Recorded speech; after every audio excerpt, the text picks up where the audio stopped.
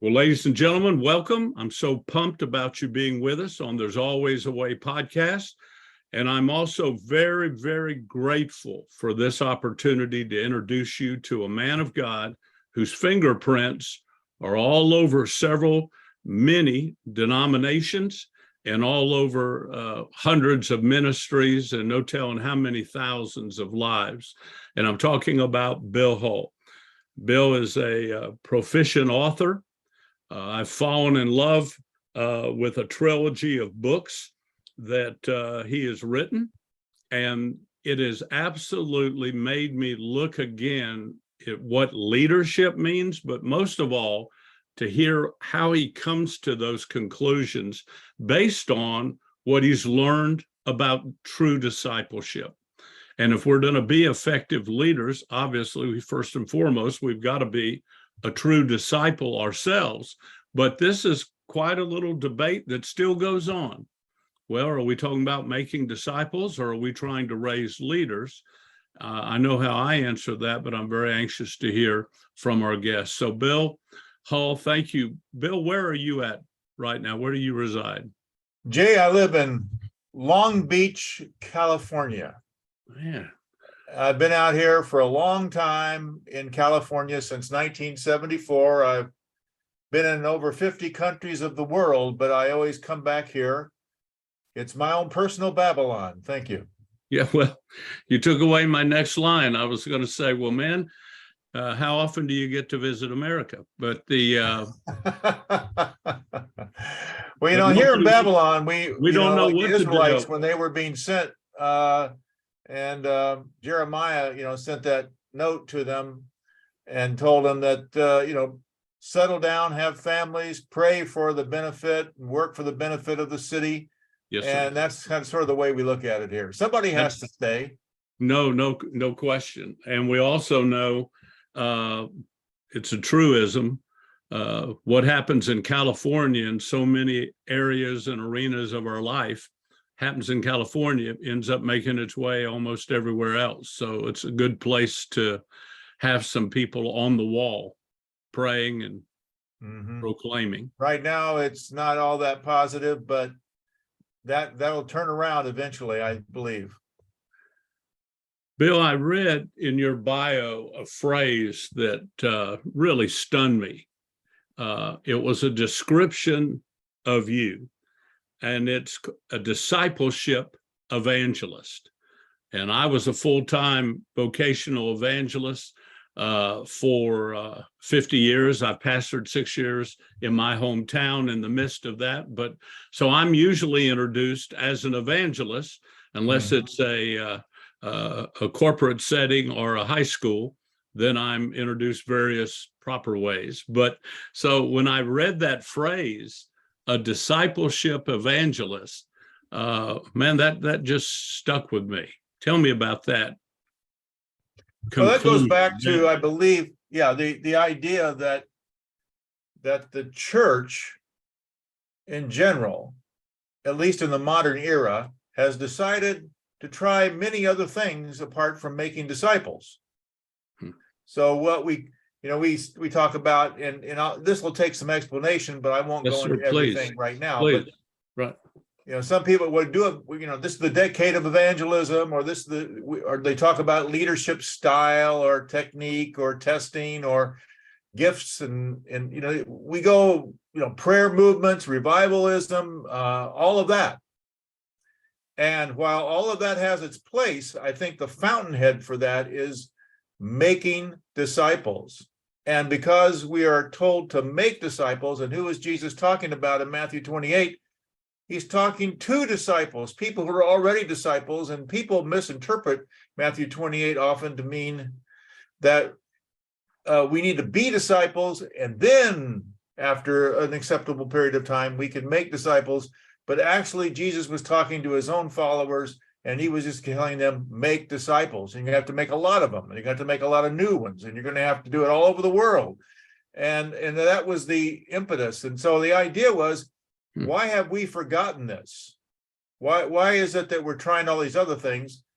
And so years ago, when I made friends with Dallas Willard, Hmm. And Dallas Willard is a philosopher. We can talk about him later, but he has now been with God for a decade. Hmm. And the interesting thing about Dallas was that he said that the church needed discipleship evangelism, that the number one mission field for it would be the United States, where we evangelize the church to choose the life of following Jesus and of being and making disciples. And so that's where it comes from. And I've always thought, this is the mission of my life. It's the trajectory of my life ever since I got this little book. The campus chaplain at my university, Oral Roberts University, when I was a student, gave me this little yellow book by Robert Coleman, The Master Plan for Evangelism, or of Evangelism. Yeah, of Right. evangelism. And I met Robert Coleman then, 50 some years ago. And this little book, this is the actual book, because this has my wife's maiden name in it right here, Jane Johnson. And it was her copy. And we wrote her name down in it. But anyway, we read the book. Yes, sir. And that set me on my pathway, because you see what happens with, I think, the essence of discipleship or making disciples is that the guy who gave us this book, I admired him. I wanted to be like him. So I wanted to read the books he was reading. I wanted to do the things he was doing. And that got me started right there. And that's down deep in my bone, deep in my blood and my bones and my body. And that's what caused me to be a person that really wanted to be a discipleship evangelist. And I've held other titles, pastor, professor, whatever, but essentially I'm actually down deep inside this discipleship evangelist. Sometimes people ask me what I do. I go, well, I got some side gigs, but my job is I want to help make devoted, passionate followers of Jesus. That's my main job. Bill, I love the fact, and I appreciate you holding that book up. About 20 memories just flashed in my mind. Two people really implored me to read that several times. I guess they knew I was ADD, so they wanted me to read it several times to make sure it took. But James Kennedy, years ago, you remember him with evangelism? Yeah, actually, I went to the oddest conference I ever attended at his church. And it was just the presenters who were at the conference. We were both the audience and the presenters. And then one day I had lunch and he sat down next to me and we talked for about half an hour. Yeah, he was a brilliant man, fascinating. Yeah, he was a very interesting man. I love to hear him preach because he was so erudite, Oh yeah, that's yeah, that'll do a lot for your self-image. I think I was 19 by 3 weeks when I was the youngest person to go through EE when he was launching that. And so were you one of the guys in the audience that raised his hand? Remember that film? Yes. I tell you, the reason I also, Dr. Billy Graham gave me that book and said, Jay, he said, we're all working hard trying to make sure everybody knows the gospel and hear the gospel, get exposed and obviously receive Jesus as Lord and Savior. But he said, this is really what it's all about. And he said, I've made it my custom to read this book several times a year. And sometimes I have to force myself because I go, well, I've already read it. I know it, but I know I'll see new things. So when those were two men that I greatly admired, obviously, that really impressed me and implored me to read that book and practice that book. Fascinating. The interesting thing for me, and Bill, you're one of the few I can ask this question of, and I think you can appreciate kind of the struggle. Here I was, this guy doing all the crusades, speaking in all these schools. And I really had that moment where I realized, man, we've got to follow up on all these guys or it's foam on the beach. You've been, you're a California guy, you know about when the waves come up and there's that foam and, but the water goes back out and what's left. So you got to make sure there's something there. And so when I launched the idea at one of our youth pastor summits, and I began to talk about the greatest need in the world was for spiritual leaders. And I said, we need to teach our students leadership. We got to put a sweet taste in their mouth on what it means. And, that's where I came up with the phrase, leadership begins at the feet of Jesus. But I began to get a lot of blowback from guys that had used me and had blessed me. We were close friends. We were brothers. But they were saying, Jay, we don't need we need disciples. We don't need leaders. And of course, my response coming out of my frame of reference, right? My response was, well, I never knew it was either or. I thought it was like two sides of the same coin. But I said, let me ask you a question. I look at most of our youth groups and we've got the kids that are driven to church and we consider them our spiritual leaders. They're folks make sure they're there. They're brought up in church.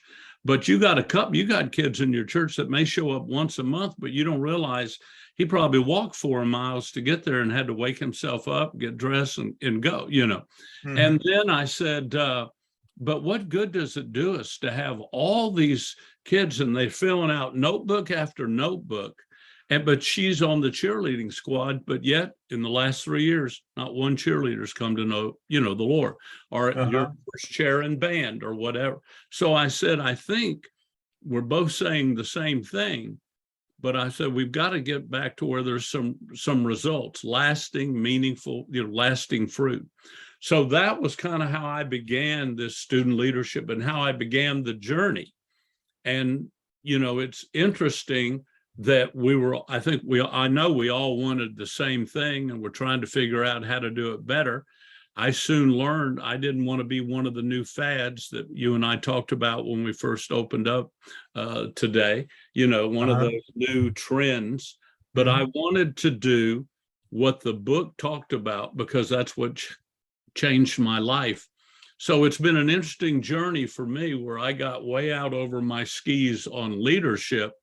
And the Lord has allowed, by his grace and mercy, for me to have a lot of really profound encounters with individuals or books or just time alone with him to realize that, that deep calling to make disciples is first and foremost. Yes, I remember quite well. I'm from actually born and raised in Indiana. Okay. And I know I'm not standing up right now, but I'm 6'6". I used to be an inch taller, but I've lost some. But when I played basketball, and I went to college and played basketball. And then after I played basketball in college, I played for this team called Athletes in Action. Oh, wow. Yes. And we traveled around the world, and we were an evangelistic team. We'd give programs at halftime. I remember the very first time we were playing, my very first game with Athletes in Action was against Pete Maravich and LSU. And they were in this old, they call it the Pit or something like that, this basketball arena in Baton Rouge. And I was a rookie, so I got to do it. I was on this microphone with a lot of feedback, and it was my first time in front of 17,000 people, and I'm quoting One Solitary Life. It says, here is a man born in an obscure village, the child of a peasant woman, and so on. And just about that time, somebody had thrown a ice cone. Remember those cones with the ice in it, and then yes, sir, I do, sprinkles and stuff and different colors on it. It hit me right in the back of the head. And I just paused for a moment and kept talking. But what we did was we played all these schools, and then we'd give our testimonies. And then they'd pass the Colonel Sanders buckets, and the Campus Crusade for Christ staff would pass these buckets around, and we'd see 300 or 400 people pray a prayer with us. Yes, sir. I'm very familiar with Athletes and Athletes. So, yeah, and so what we started doing was we started asking the same question. Who's following up on this? What happens to these people once they pray a prayer? And that's got me thinking, as I was trying to put together what I was reading in this book and other books, and what we were doing and how those things fit together. And I think it's called Crew now, but Yes, sir. Crew was working, Crew was a lot more involved in discipleship than was popularly understood, because there was a lot we were doing. But yeah, that was, and of course, what happened was Billy Graham was doing evangelism. And so and the reason this book has sold like 7 million copies is because about 4 million of them Billy Graham gave away on television. And so essentially they had two divisions.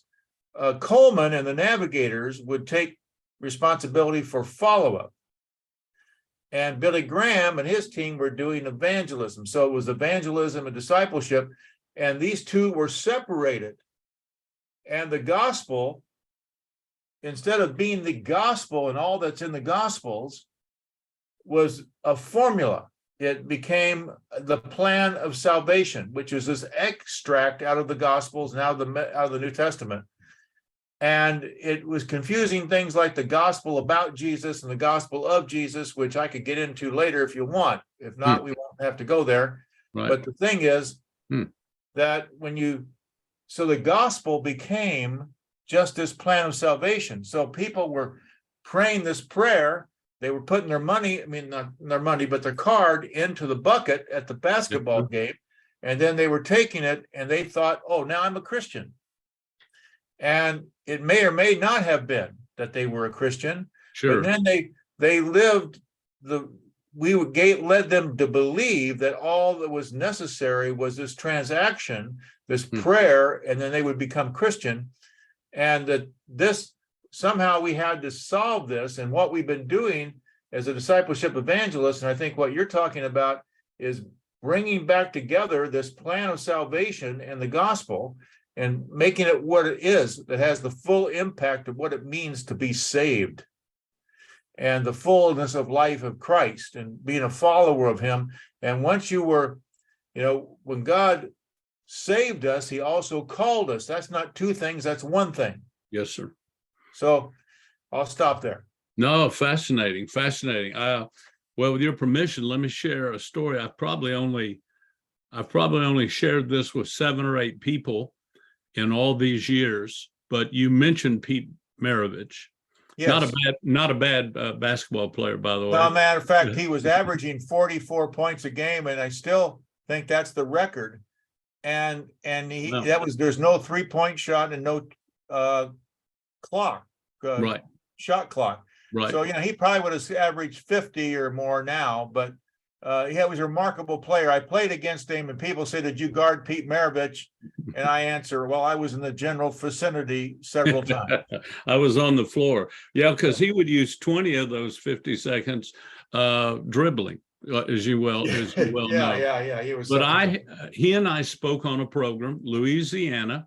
It was in New Orleans, and he wanted to stay up late after the session where we both spoke, and we were both at obviously the same hotel. And he was flying out that next morning, early morning flight. I had to leave like 4:30 to get to the airport to go see Dr. Dobson. Yeah. And of course, that was later that next day, he passed. Playing basketball, right? So I had the opportunity on several occasions for Dr. Dobson. I'd talk about a little bit about that day and about Pete. But Pete was, he wanted to talk about eternal security. And he had, he felt like, he had known the Lord. He gave a really good testimony. Everybody came to hear Pistol Pete, at the event we were doing. Right. So I was in the vicinity, kind of like what you were saying when he was around. But here he was in my hotel room, and we're talking. I mean, it's like almost 2:00, and he's got to get up at 4 something. about how do you know that you know, because he said, when I'm close to Jesus, my life has more meaning, more purpose. I have more joy in 3 weeks than I have in 3 years if I'm not working hard on keeping that the main thing, And so when you shared that, I can't help but think, by the grace of God, the Lord was still dealing with Pete all those years, I think in a very real way. And obviously my prayer is that Pete found eternal security. But he was, had a lot of questions, which showed spiritual growth and desire, but he was very passionate. So I just wanted to let you know, all those years later, just the night before he left, he was. Yeah, that's interesting. I didn't know that. I'd heard, he was 40 years old. Apparently he had something missing in his heart, some valve problem. Yes, sir. It was, it's sad, especially, you love NBA and you go to a lot of games. And a lot of folks today, they don't even know about it, which is kind of a good reminder to all of us, that do what we do. People say, well, Jerry, you're working on your legacy. So, man, I'm just trying to finish well, whatever happens after the change lives, the only legacy we have. Well, that's right. Bill, let me dive in here. Two of the books, and you've written a litany, but the two books, and it's kind of interesting, the bio I got said two of his more important books. I kind of smiled. I'm sure you do when you read that, but they certainly are impactful. Jesus Christ, the Disciple Maker, which of course, you read that and you go, okay. And then I love this, the Disciple Making Pastor.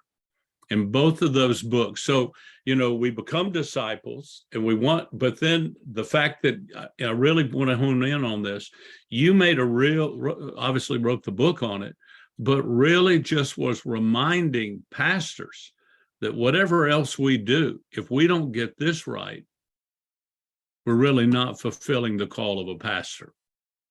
And both of those books have stayed in print now, these 20 years? Well, it's like 30 some years now. It's it's 30 years now. So wow. I think the reason they've stayed, there's two reasons they've stayed in print. Number one, the titles. Yeah. Because the book says, like blue like jazz, that book? Yeah. Okay, that was famous book. Donald Miller, great book. Right. Very interesting.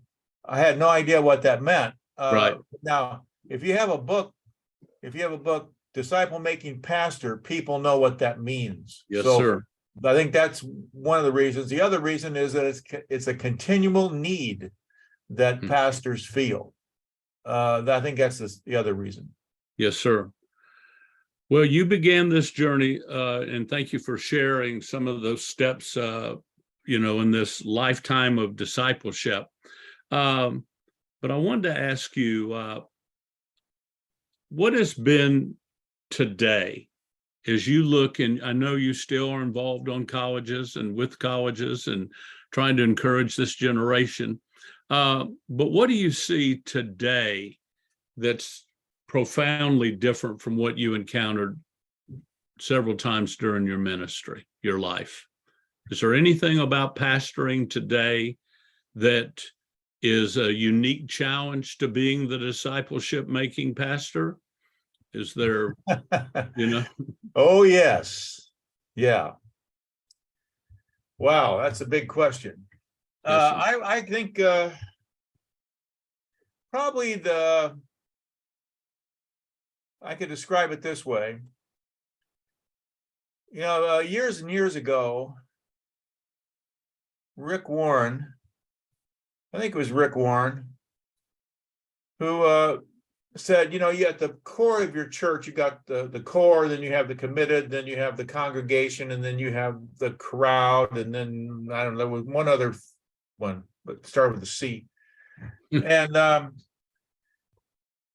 would say when I first started that even the crowd, and then working all the way down to the core people in your church, they all had the same worldview. about this is good, this is bad, this is moral, this is immoral, this is evil, this is good, this is light, this is darkness. Everybody agreed. And people also had a very high view of the Bible. People, they didn't know the Bible. I mean, we used to complain about people not knowing the Bible 50 years ago. But now, people would say, we don't need to teach more doctrine. We don't need to teach people more stuff about the Bible because everybody knows that. Well, we stopped doing it in a lot of ways, and look where we are now. So now I would say that you get down to even your core people, even the core people in your church don't necessarily agree on big moral issues like human sexuality. Big deal.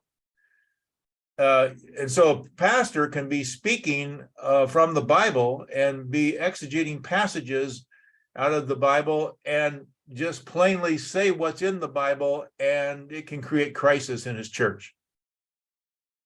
I think that's a big, big change. Sure. The other kind of change is with technology. Huge changes, because now everybody has access to everybody. So during the pandemic, my wife became a devotee of Robbie Gallaty. She thinks Robbie Gallaty hung the moon. I used to be her favorite preacher. Now I'm second. And Robbie loves that, when I tell him that, and he knows all about it and so on, but she loves it. All right. And so people started realizing that I know some people, I won't bring their name up, but they go to a church and the church is across the street, but they stay home and watch it on television because it's more comfortable in front of the fireplace in their jammies. Yep. So the idea that you don't really have to get involved, that you can you become a consumer. I think that's a big change. And then the idea of major social issues, but apart from human sexuality, the exclusiveness of Christ, the urgency to, if everybody's a Christian, then nobody's a Christian. And I think that these are the biggest changes. I also believe that while people aren't, maybe they are not moving as much as they were as transient, but that might be a wash in the last 50 years. But I think that people don't have a sense of community, and you can't really make disciples effectively. Everything apart from a community of people who are living in a covenantal relationship is inferior in the area of making disciples, because you got to have that community, whether it's in a college setting and you got people living in community there. Okay, that's pretty powerful in intensive ways. The whole monastic movement was built around that concept, even though I think they went a bit too far.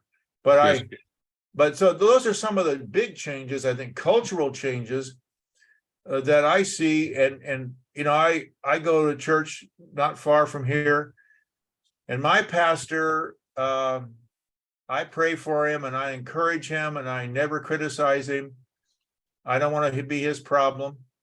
I don't want him to worry about what that guy in row 5 is thinking, that old guy.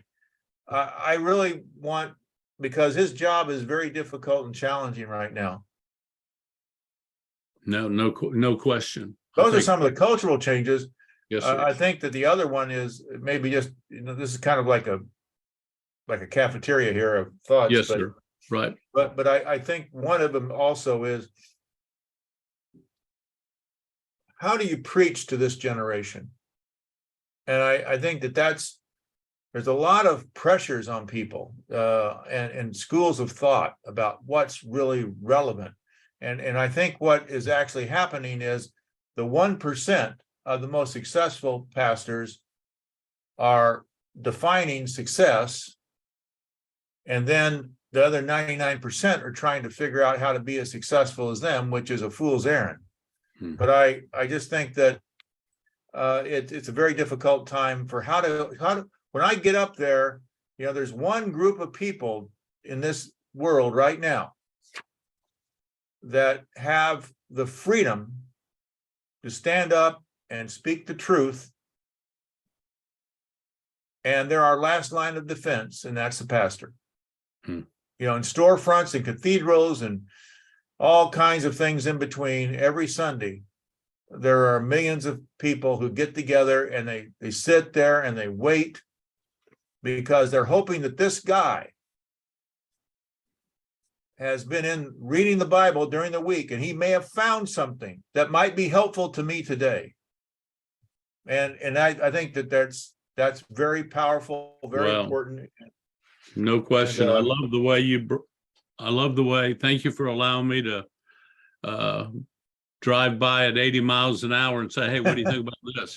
But I really appreciate the way you broke that down, because I want our young men and young women that are taking seriously their calling and their education, and they're seeking God's will about what to do with their life, to realize that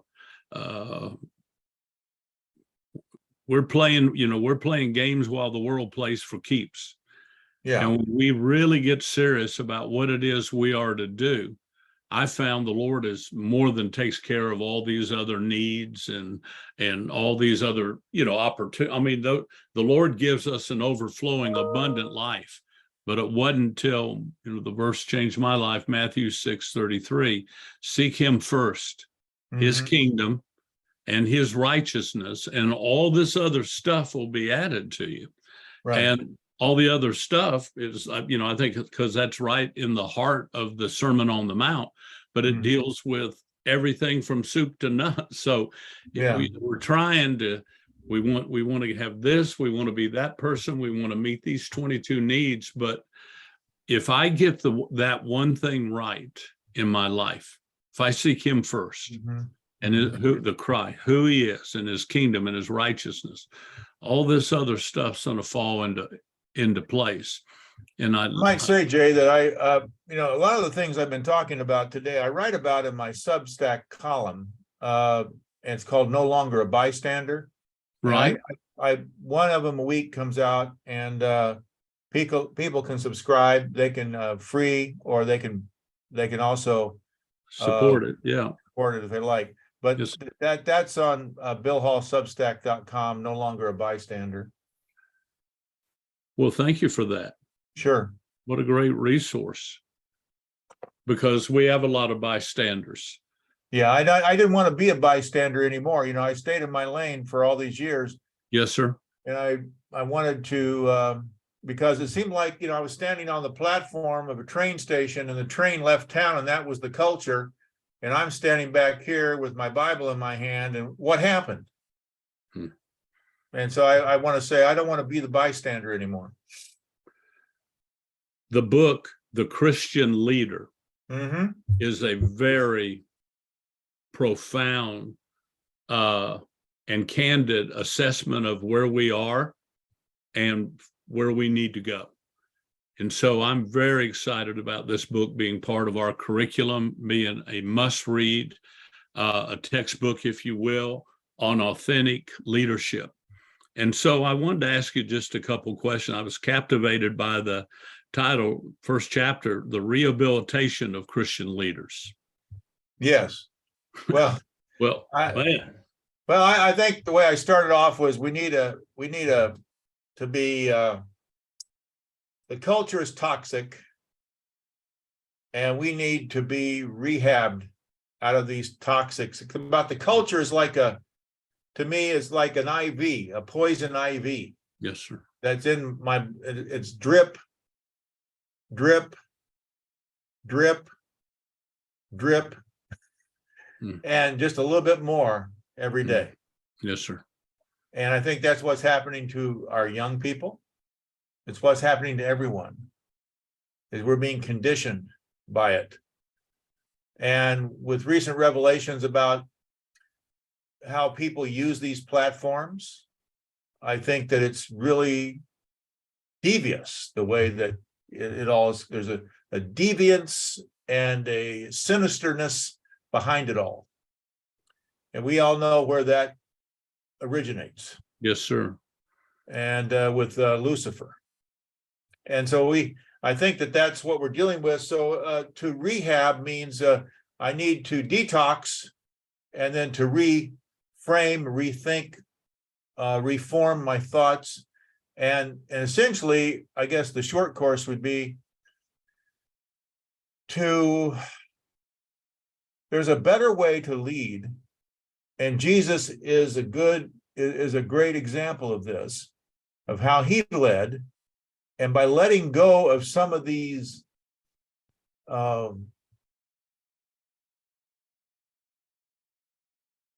profiles or ways of thinking about success, and primarily that success is about a personality. Success is about technique. Success is about, and I don't think that if you look at the life of Jesus, the most important, successful leader in history, he didn't particularly fit the model. But he did do certain things. He taught, he manifested the power of God, and he sacrificed himself. So you're not interested in us coming up with 4 or 5 great new ideas that will improve what we're doing. You're kind of challenging us to get back to what Jesus did and how he did it. Yes, and it's sort of be like, you can see, if it used to be, I don't know if it's the case anymore, but if you had a seminar for a bunch of college students, this is how to know God's will for your life, which might be code for who are you going to marry? But yeah, the idea is, how do you know God's will for your life? And then another room next door, you could have a seminar called Becoming the Kind of Person Who Does God's Will. I'd be, when I was young, I'd have gone to the first one, but now I go to the second one. And I think that essentially, this book is the second room. It's how to become the kind of person that really would be a great leader. I love the way you phrased it. I underlined quite a few phrases that you use. Jesus was a different kind of teacher. The Pharisees focused on doing the right thing, but Jesus emphasized being the person who desires to do the right thing.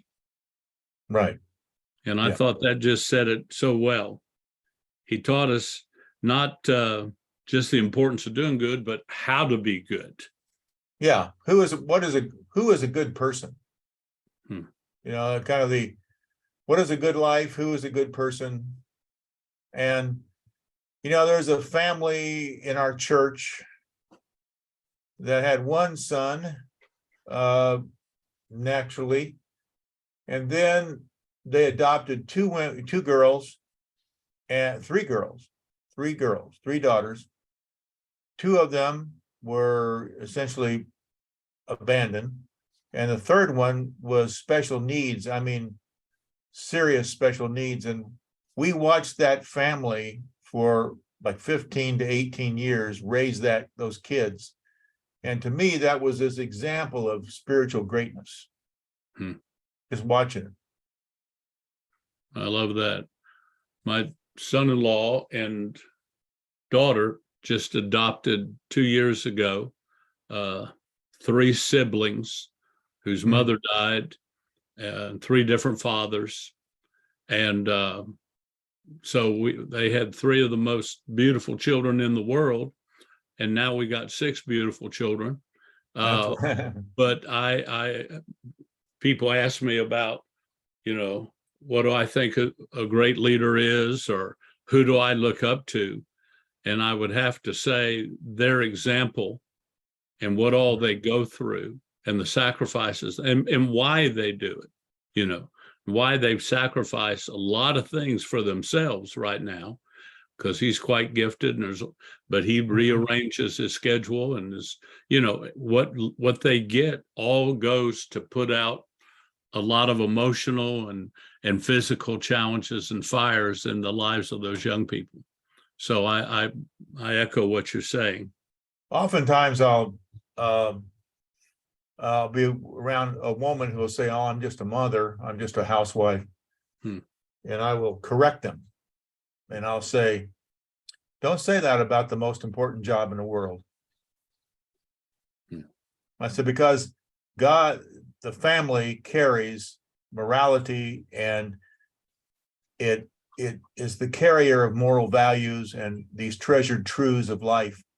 And when the family is destroyed, then that's destroyed, and then the world is destroyed.